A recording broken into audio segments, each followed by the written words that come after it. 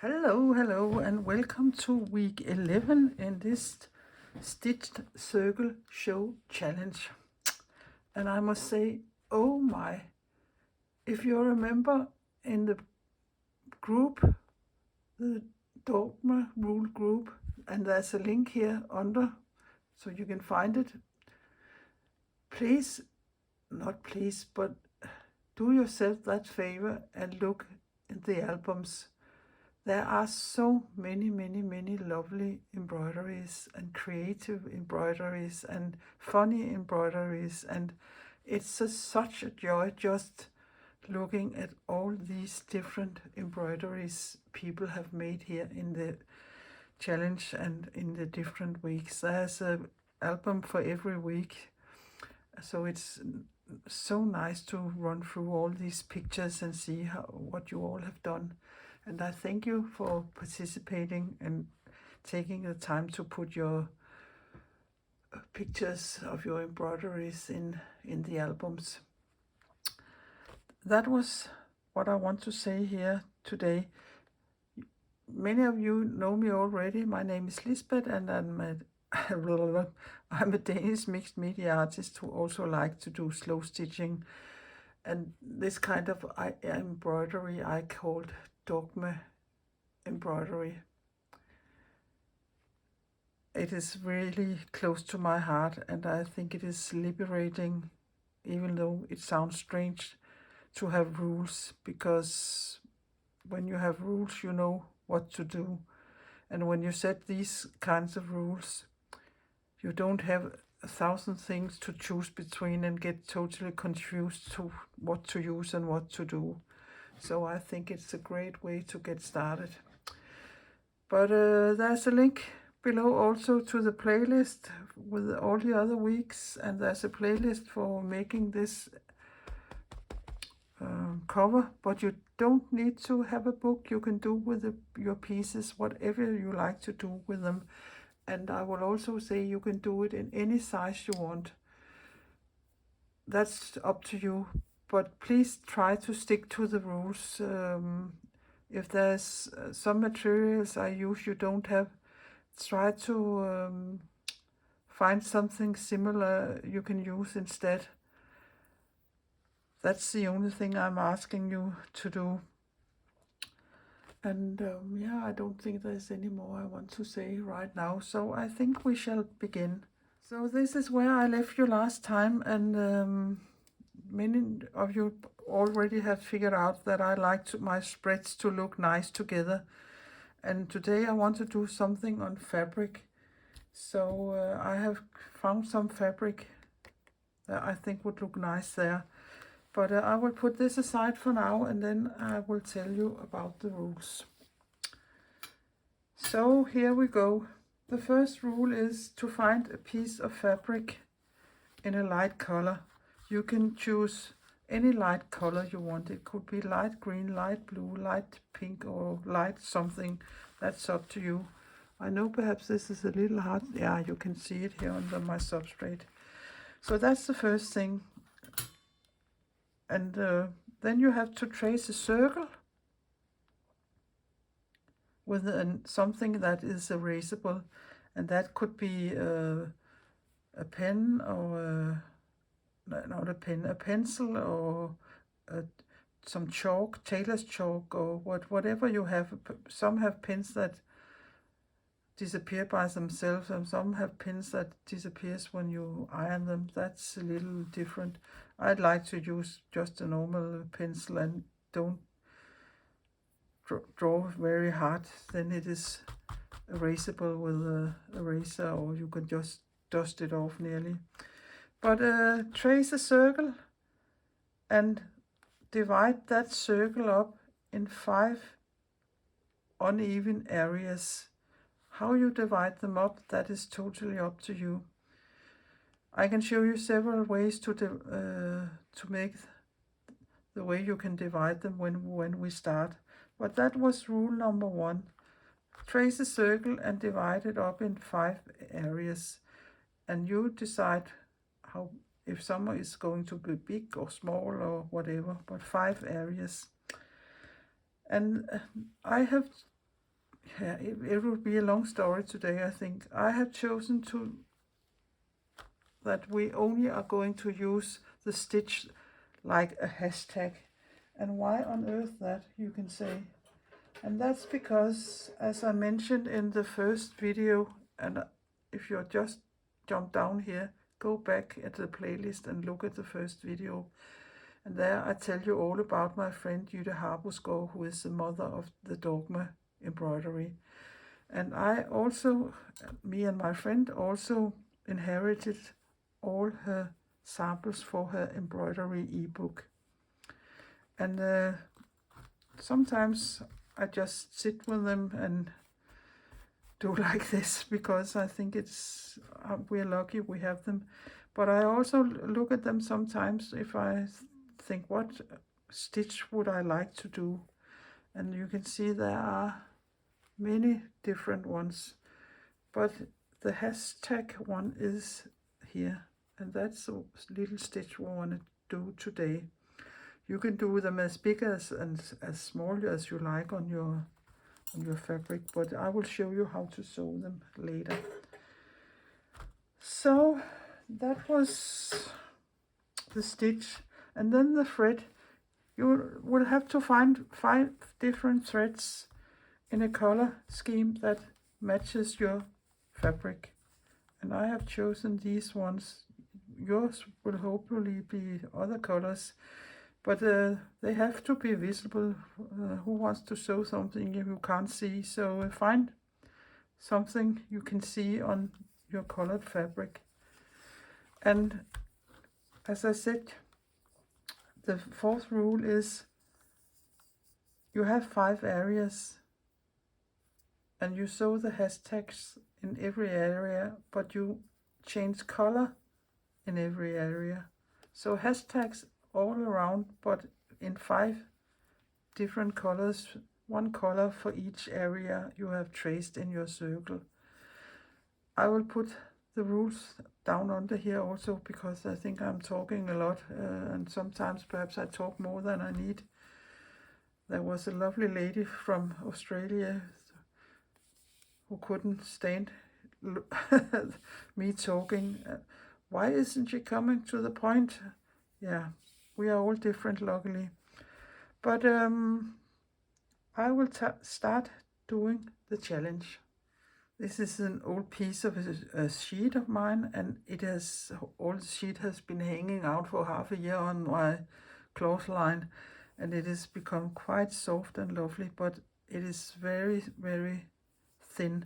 So I think I will bag it, and this is also an old sheet I have cut up, and these old sheets are so nice. So I will just make it a little smaller than this piece, and then I will baste it down so it is 2 layers I have to sew on. But if your fabric is thicker, you don't need to do this. So now I have a piece of the old sheet here on the back, and for those of you who have talked a little about you don't have much fabric in white or cream, go to the thrift store and buy an old sheet, and you have a lot of fabric for many pieces. But the way you do the basting is you come up, and then you go a couple of threads back like a back stitch, and then you come up about 1 centimeter ahead, and that's the only thing. I can see I'm not in frame here. You go back, come up, and the stitches are so tiny so you can hardly see them. And I will do this all the way around, so I have a nicer layer to stitch into, because my fabric is so thin here. It is a totally worn out sheet. So back a couple of threads and up 1 centimeter ahead of you. So you can see it, you can hardly see it, yeah. On the back side there is all the long stitches. I will do it all around and be back. So now I have been all the way around, so I will just take and go in between the 2 layers and come up, and that is fine. And then this is secured there. So that's a nice way to make your fabric a little more durable if it is a totally flimsy one you have there. And I have taken my smaller needle, and I have just taken some machine sewing thread, because you can nearly see the very small dots there. So now for the tracing, and I have a set of these for making cookies, I think. So I will just take my pencil and trace around. Okay, I think I will do it the inner side today, so it isn't that, and I don't push very hard. But depending on which country you're living in, you all have different pens or things you can use, and use what you have. So here is my circle now, and away with that. So now I want to divide this area up in 5. I want to divide the circle up in 5 areas, and again I can take my pen here and draw a circle, but there's another way you can do it, and that is using masking tape. So you just take, for instance, if I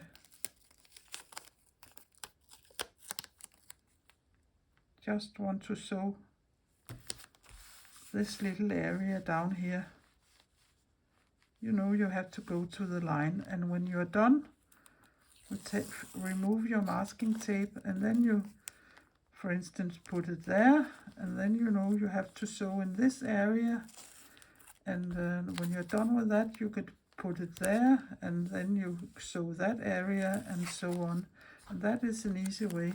You can also, I think, just use an ordinary office tape, something that you can take off easily, and you can that with this kind of tape here. So this is a way you can do it, but you can also draw a line. But I think I will stick to the tape this time, and then you can make the areas random as you go. But if you want them a certain way, you can always, you can see my, I have done the example here, and then you have something you can look at and put your tapes the way you want. So I will just look at mine and put my tape down there and say that is the first area I'm going to sew. And I think it is something like this there. And yeah, I will thread my needle and choose one of my 5 threads here. Yeah, I have made a knot on my threads, and now I can show you how you do these small hash marks or hashtags. Oh, I think I have one of those needles with no point, but let me see. I wear my needles out because I'm stitching so much in paper, and you do a little single stitch, a little straight stitch, and then you do another one parallel. Yeah, it isn't nice to stitch with this needle here. And then you go the opposite way and you come up, and then you do another little straight stitch like this, and another little straight stitch, and there you have the nicest hashtag. So I will just do another one, and you sew them totally random here in the area, and you can make them as big and as small as you like. You can make them all even size in all the areas, or you can make them different size in each area, or you can make them all kinds of sizes in all the areas. That is totally up to you, and it is also totally up to you how many you will make or how close you will make them. That's the freedom you have here in this challenge. I think I will find another needle. This is driving me crazy. So, but here they are, small and fine. But yeah, that was a better needle, this one. So again, you come up and go down with a straight stitch and up and down.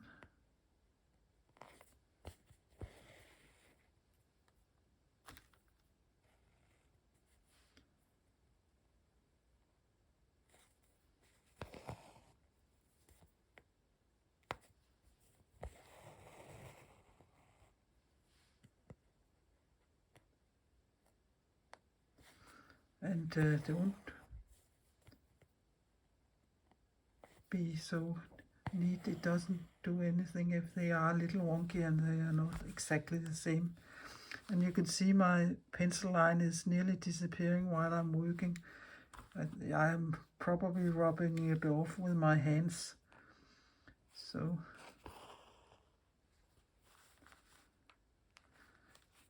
some of you could use, if you use a hoop, you can go up and down in one way here.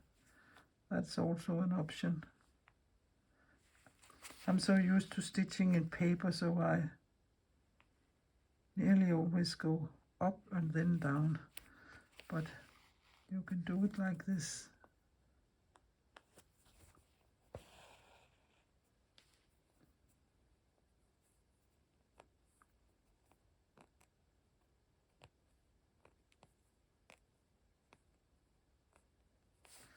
Yeah, I think you got it. So I will stitch this area and remove this so you can see how it place it for the next area.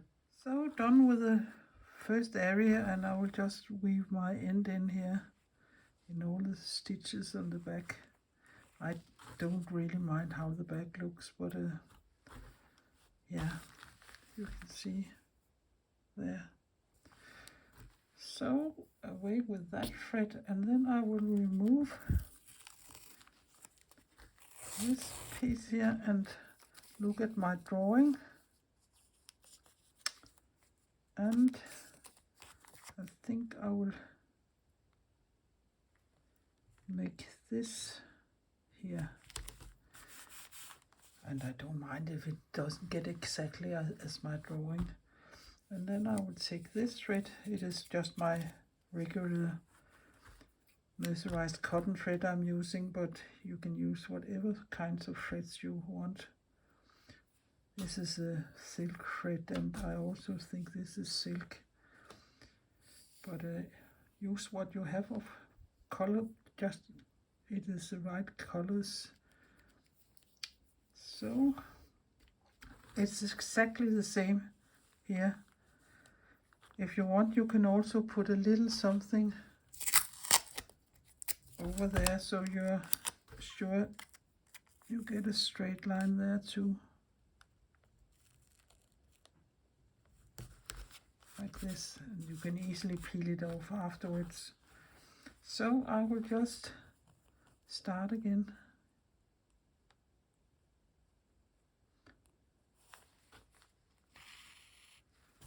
And continue the same way. One straight stitch.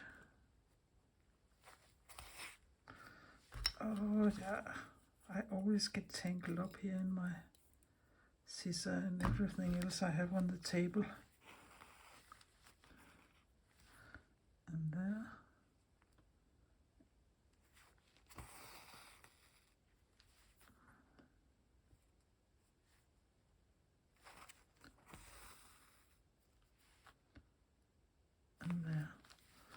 That isn't a difficult stitch, but it looks quite nice.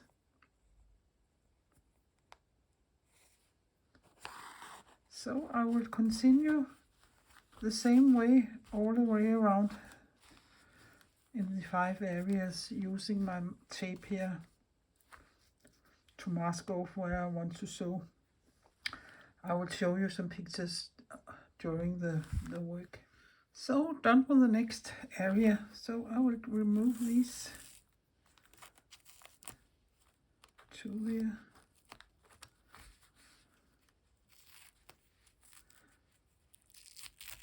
Just do it a little carefully.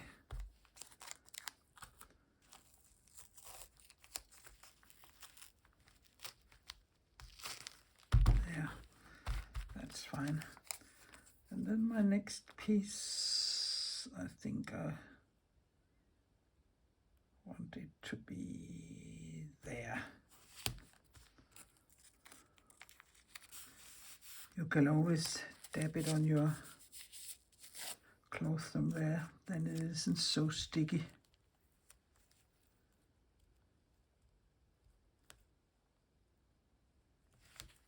There.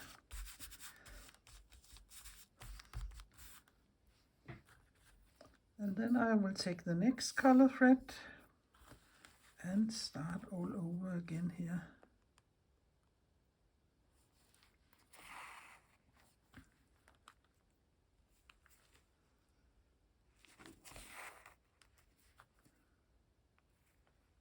It is a very nice stitch to sew, I think.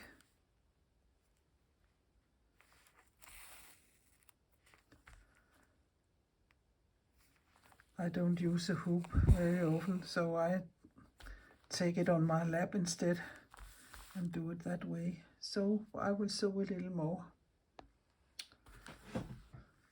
So done with another area, so away with this masking tape here.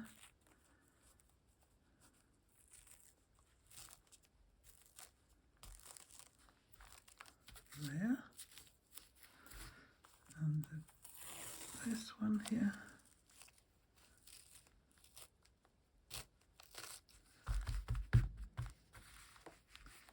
There. And next piece I want, I think, will be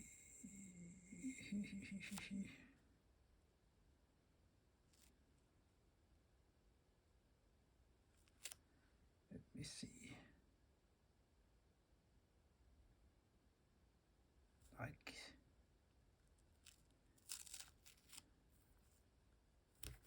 this.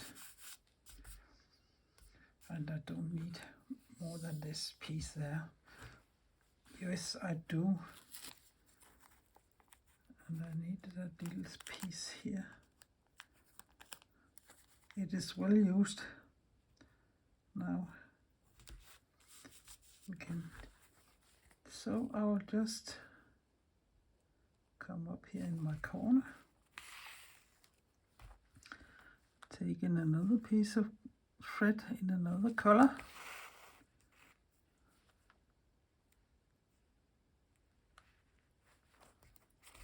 and just do exactly the same. And please enjoy stitching. Let your minds go all around and think of all kinds of nice things while you're stitching. I will do that and be back. So done with the 4th area. It looks better and better. So off with these.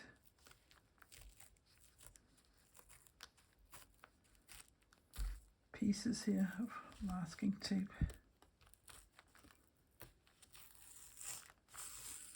And now it is just stitching in here for the rest, the 5th area, and I have chosen this old silk thread here. Let me see how it looks.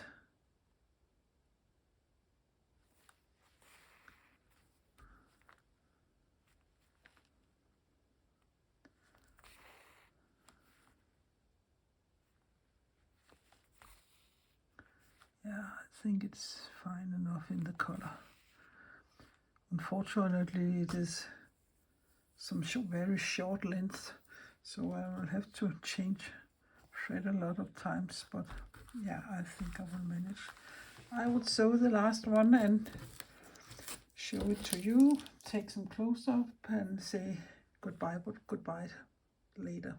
So done with all this sewing. That was a lot of hashtags, and now I'm thinking about hashtags. Some of you probably aren't on Facebook and want to participate in this challenge. So if you're on Instagram, just use the two hashtags Dogma Embroidery, and the other one is Stitched Circle Show Challenge. There are already some things to look at there at these hashtags on Instagram. Yeah, that was just a little extra. So here it is, and I really think it looks nice, and I think the color difference is big enough so I can see the difference here. And it was good I sewed this backing on, so it was much easier to handle. But now I will just put it in my book, and for once I have written the rules before, I think it is easier to do. So again, which way am I going to put up?